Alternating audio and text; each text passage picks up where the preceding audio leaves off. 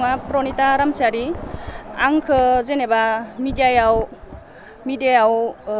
फोसावनाय जादोंदि जेन इउपिपिएल दोलोआव जबरदस्ति सोदो होननानै बिना गयारि मेम आरो मन्टु सारखौ नाथाय बे बाथ्राया नंखाय आं आंनि गोसो बायदियै इउपिपिएल दोलोखौ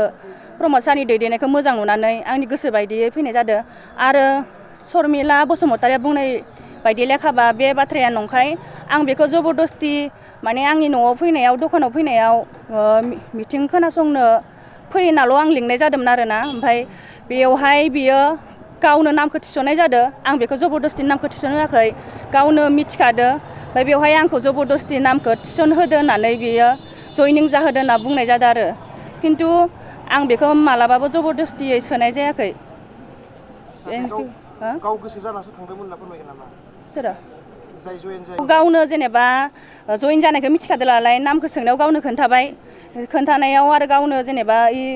फालि सोनायाव गावनो लाइनावबो थाहैबाय गावनो सोजादो बेयावथ' आं जबरदस्ति बेखौ आखायाव हमना लाबोनानै सोनो हायाना।